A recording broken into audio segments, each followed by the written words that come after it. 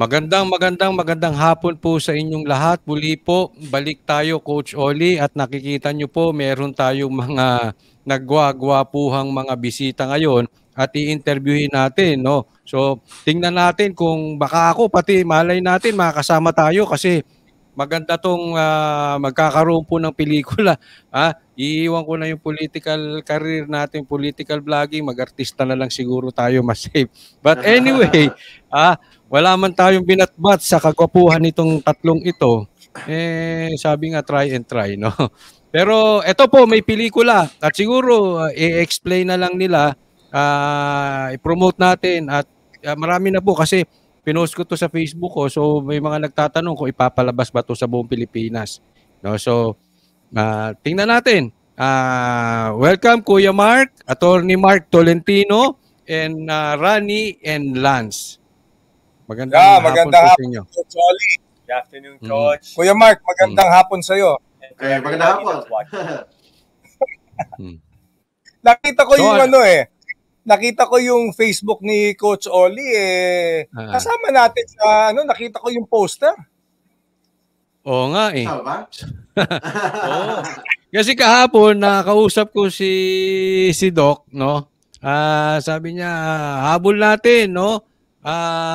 Siguro baka meron kayong panahon pa bago kayo mag-SMNI, makapag-shoot tayo pa konti-konti. No? So, titingnan natin kung tayo ay mag-extra lang naman tayo doon. No, pero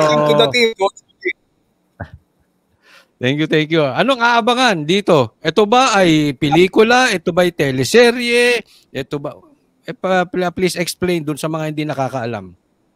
Ito ay isang serye. So, ibig sabihin, ito ay palalabasin araw-araw at non-stop, napakadaming platforms, no? And ultimately, ito ay magiging pelikula din. So, ngayon ay na-shoot na namin ng Season 1 tsaka Season 2 and then coming soon, Lance? Okay, so yung first season consists of 26 episodes. So, it's aired every day except weekends. Na-shoot na yung Season 1. Yes. Tapos na 26 episodes. Ba matindi pala medyo mahaba to. So araw-araw to. Monday to Friday. Provinciano or Batang Quiapo na talagang everyday. So we're hoping for this show to be part of yung lives din ng mga Pilipino. So hopefully maraming magsubaybay. Araw-araw talaga. Tama yun. May aabangan ng mga Pilipino. Ang palagay ko, ito ay magiging number 1. Ngayon, marami nagsasabi kung yung WPS Defenders daw ay nakikipag-compete sa mga ibang palabas. Hindi po. Ang kalaban natin ay hindi yung mga kapwa nating mga palabas o artista. Kundi ang kalaban natin ay yung mga nambubuli sa atin. No? So, napakapalad namin at kami nabigyan ng oportunidad na ganito. Kasi ang kailangan talaga natin is to cause awareness. No? Dahil marami pa rin hindi nakakaintindi kung ano talaga nangyayari. So, itong in the case of the WPS Defenders, ito yung bato-bato sa langit at tamaan, buti nga eh. Kasi kailangan nila malaman talaga mangyayari.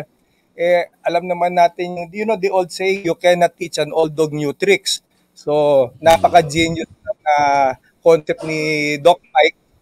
At we will try to trick the dog to learn sa pamamagitan ng action, drama na bagitan ni Kuya Mark, no? Konting kilig, marami siguro at tawanan. So kasi pag rinekta natin mag-lecture sa tao, may resistance kaagad. So hindi to documentary style. No. Hindi siya National Geographic ang dating. May sasamahan natin.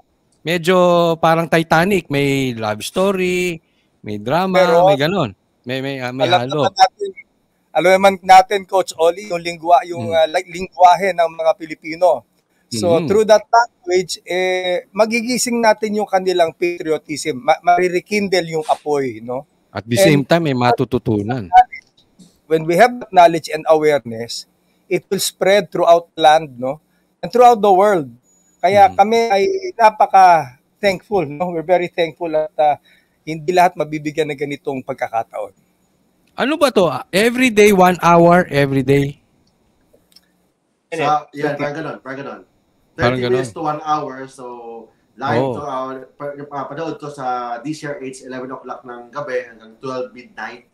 But of course, sa mga social media and mas-stream din ito sa Viva Prime. So, why, DZAR. Yes. Papalabas Viva DZAR. Viva Prime. Then Viva of course, Prime. we're still negotiating sa SMNI na sana masama ito, may palabas din sa SMNI, sa lahat ng cable. Po-promote natin yan. Yes, so we're still on the process of negotiating with Boss Marlon Rosete and sana ma-approve din na ma-join, masama ang SMNI na yung pag-umaga, SMNI, pag-gabi, DCRH. So, we are still in the process of negotiation. But, ang confirmed, ang DCRH and Viva Prime. So, that's why, because this is my first 11 po, 11. 11 p.m. ng gabi.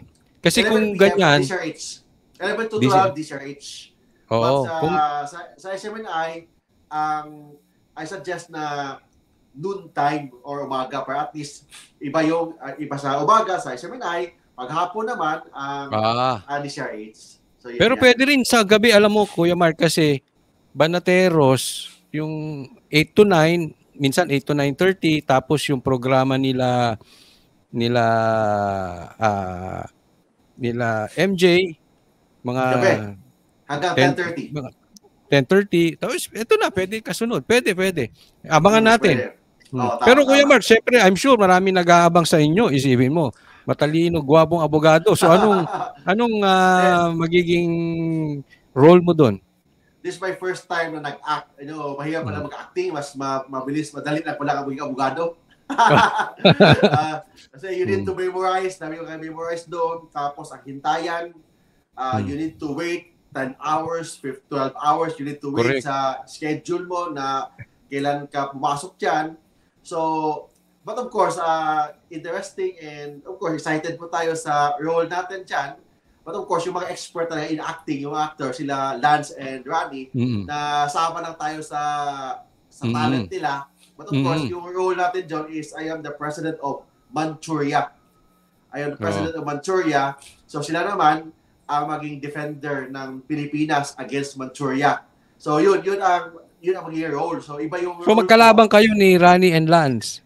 Initially, magkalaban, then naging kaibigan, mga gano'n. Then nagtulungan for, actually yung message of WPS is love the Philippines. Mahalin ang Pilipinas, patriotism, ano yung role natin bilang isang Pilipino na hindi tayo basta-basta lang hindi na tayo basta-basta na yes, we love our country, but kailangan natin na mag-act.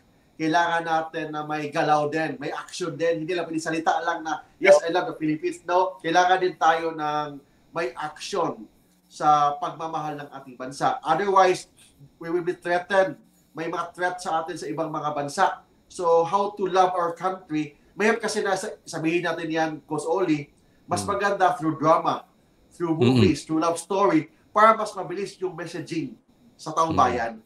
So, this is an advocacy-based movie na ang purpose dito is messaging to give the proper message sa taong bayan. Kasi kung magsalita lang tayo na mahalin natin ang bansa natin, kasi otherwise, kailangan natin depensa ng bansa natin, mas konti lang yung may makaintindi paano natin mahalin ang bansa natin. But through messaging in this movie, through the talent of Lance and Ronnie, and of course, yung mga iba natin mga kasamahan ng mga babae doon na nandun, I think mas mabilis yung messaging sa the purpose of WPS, the proper messaging sa mga Pilipino, lalo na yung pagmamahal sa bansa, patriotism, how to defend the Philippines. Yun, baka mamaya may humabol pa na mga iba pang artista, mga actors and actresses, no? Yan maganda kasi tamang-tama dahil Pilipino mas mahilig sa drama yung napapanood nila. Yung hindi parang lecture ang dating, pero yung parang tulad niyan, no? Teleserye. So, matanong ko naman si Ronnie and Lance, anong nag-convince sa inyo na kuhanin itong role na to at itong teleserye na to? The Age Before Beauty, ikaw muna. Well, first and foremost, the producer, KSMBPI, nakita ko na yung integrity nila and the way they work, and also yung mga pakay nila, something that I believe in. And si Doc Mike has been a friend of mine for the past 2 years. Our previous project was very meaningful. So, him alone is already enough para sa akin na tanggapin ito. And the perks is, of course, working with my very own brother. Talagang tagal na rin kami sa industriya pareho. Of course, una si Kuya. I've been around for 2 decades. We have never acted together. So, ito yung talagang dream namin. And needless to say, syempre, is yung mensahe ng WPS and how our God-given talents will be used as instruments para ma-pick din yung patriotism ng mga Pinoy, and to make them more responsible viewers watching something relevant, and hopefully this will make them more attuned sa mga current events nga na makakatulong din for the Philippines' welfare. Para sa akin naman, being a parent, being a father, no? Lahat ng mga anak ko tapos na, graduate or may asawa na. Kung ako lang, okay na ako kahit anong senaryo sa mundo Kaguluhan noon, I'm fine. Kaya lang syempre, bilang ama, naiisip ko yung hanggang sa mga apo ko na. So kung meron akong magagawa sa anumang kapasidad para tumulong, para lumaban sa anong paraan. Kasi yung laban ay hindi lamang physical na labanan, no, putukan, ano? We are all soldiers in our own capacities. So bilang artista ay makatulong kami sa paggising sa mga tao. Porket ito ay serye at although fiction, no, it will touch some items na talagang nangyayari sa ating araw-araw. So, alam mo, ang serye, mga ano yan mga mahilig sa serye. Kaya abangan ang susunod na kabanata. Yung naiiwan sa isip nila, gusto nila malaman kung anong episode bukas, episode sa susunod. Tapos makikita nila sa world scene, ito yung nangyayari dun So, nagkakaroon ng interest. Kasi unang-una, importante sa lahat, para sa understanding, magkaroon muna ng interest, kahit anong bagay. So, we hope that this great project, WPS Defenders, palagay ko magkakaroon ng renaissance ang patriotism sa bawat Pilipino. Kanina nabanggit ni Kuya Mark na posible itong pwede ring maging palabas ito ng tanghali. Ito ba pwede sa bata? Baka mamaya may kissing scene si Kuya Mark. Hindi pwede. So, ayun nga. So, through your show, I want to break the misconception about yung TV series namin. Kasi top bill 2 women na yung pangalan ay synonymous sa sexy, titillating, AJ Raval and Ayana Misola. But that's why another reason talaga why I'm so proud of this project, because I know these girls. I know their personalities. And this is their victorious crossover into mainstream and relevant entertainment. At kilala ko sila Ayana dati nakatrabaho ko. My dream for them is to really find their niche in this side of the business na ito naman talaga yung gusto nila. So, there's nothing sexy about WPS. There's nothing related to their past here. So, kalimutan yung past nila because this is their new beginning. Saka let's allow them to shine, no? So, pwede ito simula bata hanggang matanda. Kasi, Coach Oli, sila AJ Raval and Miss Ayana Misola na sumikat sila sa Viva Max. So, tapos, of course, yung KSMBPI, nag-file kami ng kaso against KSMBPI dati, against them. So, I'm the lawyer of KSMBPI, nag-file kami ng kaso against sa mga actresses ng Viva Max for posting sa Facebook and sa mga social media na open sa public.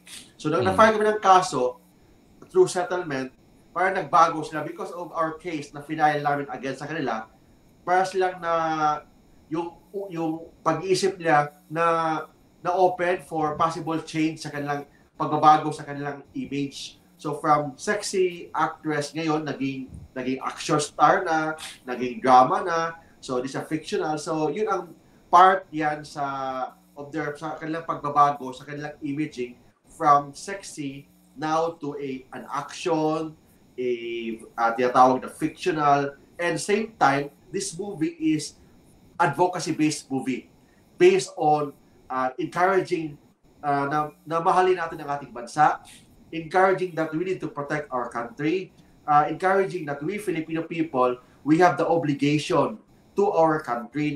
Hindi lang yung ating mga politiko ang may obligasyon sa atin, kundi tayo mismo ang may obligasyon sa ating bansa, ang mga politiko, kundi tayo mismo may obligasyon din sa ating bansa. So it is more on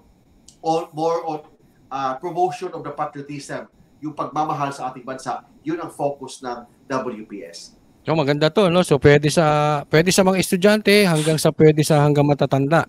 No, so mas malawak yung Coach Oli, dapat talaga mapanood dito ng bawat estudyante. Well, there is nothing objectionable, even yung mga adaptees na hindi po pwede. Walang-wala po. Talagang ito talagang straightforward tungkol dun sa ating laban at ginigising natin yung kanilang diwa. At pwede panoorin kahit ng sanggol. And besides, ito ba ay magiging political? Kasi alam naman natin, merong makadilaw, makapula, makaasul, makagreen. Pagdating dyan sa nabanggit ni Coach Oli na posibleng gawing politika, no? Kahit na anong bagay, ginagawa naman politika no? So, bring it on kung may mga ganyan akala nila. But I think we can prove to them the point without even engaging kung ito'y political o hindi. They will decide on that, and we will show them by virtue of the script, material, and the message na talagang ginigising lang namin ang kung tatanungin ko anong kulay namin, napakasimple. Ang kulay namin ay kulay ng ating bandila. We represent the Filipino. Yun, maganda. Kailan po ba ito magsisimula? November 4. Tama ba? yes. Tama. Number 4. November, Anong araw yung November 4? Abangan nyo sa mga manunood nito. Monday yan, Monday. Monday. Alam mo,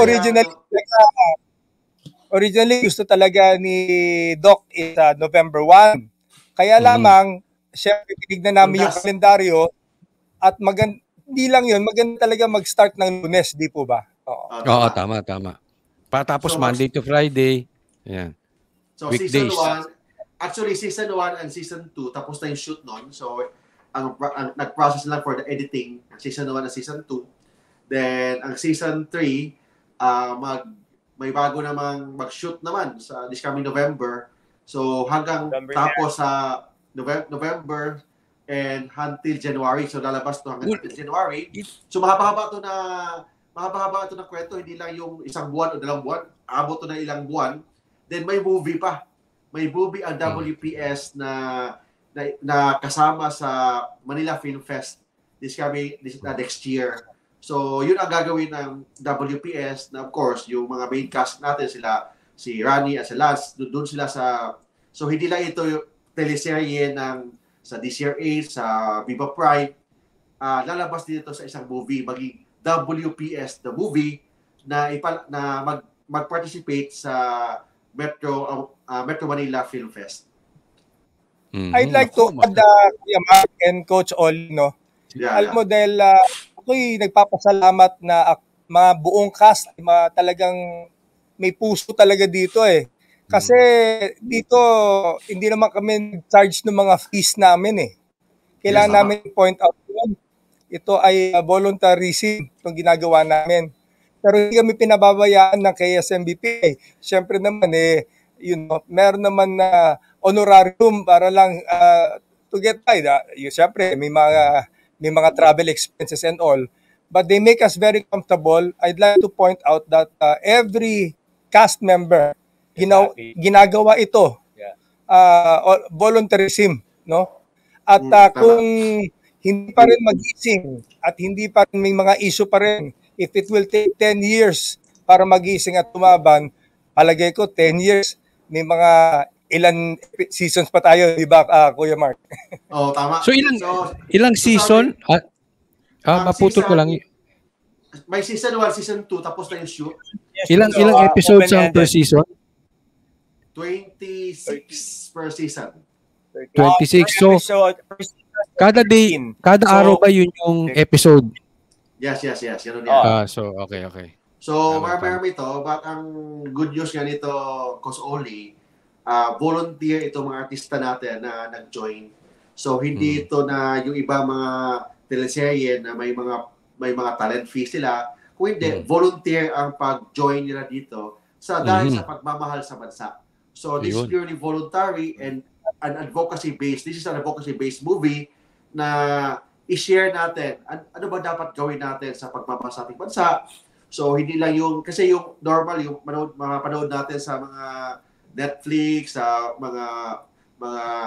yung mga leading na mga media establishment is yung mga romance, mga liligawan niya, may asawa siya, mga ganun. But this one, hindi lang about mga pagmamahal, about pag-ibig. Yes, nandun yan. But ang focus nito, anong mangyari sa ating bansa kung pabayaan natin ang ating bansa? Ano ang mangyari sa ating bansa kung hindi natin ipaglaban ang ating bansa? Ano ang mangyari sa Pilipinas kung hindi natin mahalin ang Pilipinas? So yun ang mga dapat ay papalabas this coming sa WPS na TV series na very very excited na by next month November ipapalabas na.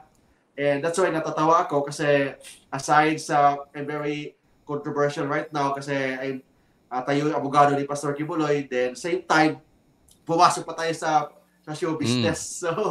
So yun ang maganda dito kasi hindi lang pag abogado, pang showbiz pa. Oy, matindi. O sige, Meron pa nga pala ako. I'd like to add if I may. Kasi ginagawa sa atin ng mga kalaban. And I'm not just talking about isang kalaban all throughout ay mafi-feature dito yung paggamit nila ng cognitive warfare sa atin. No? Pag minsan, kung hindi tayo aware dyan, tayo nadadala lang sa mga fake news, no? Pambubuli. Tapos, because of that, you side with the wrong group, no? Dahil naniniwala ka, pag ikaw sumuporta dito, ito mangyayari sa inyo. So, nangyayari, nananalo sila, hindi pa nag-uumpisa yung totoong laban, di ba? So, yung awareness na yun ang talagang gustong-gusto namin ipabot sa kanila, sa lahat ng tao. O yan, so sige. Last message kung anong aabangan dito sa WPS. Ako rin excited no. So bitahin natin sila. Yeah. First, we have you in mind, so we make sure that everything that we talk about will be presented in an entertaining manner.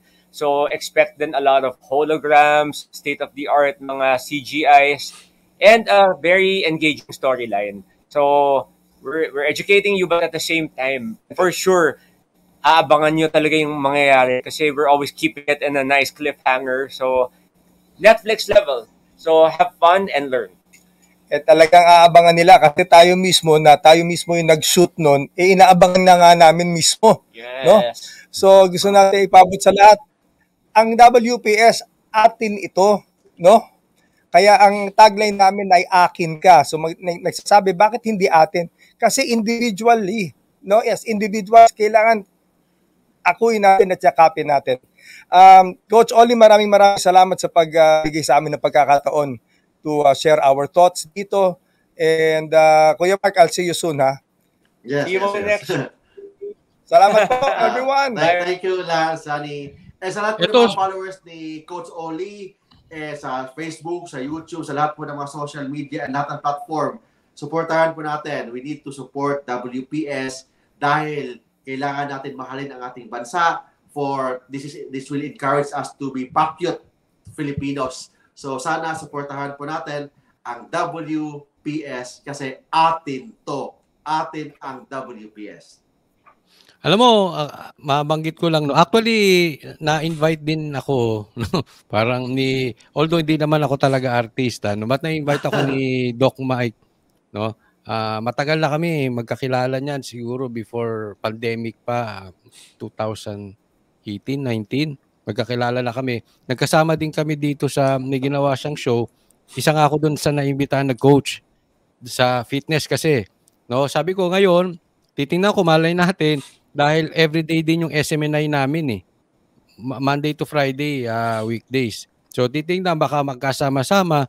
Pero sana mapaunlakan nyo ako ulit, no?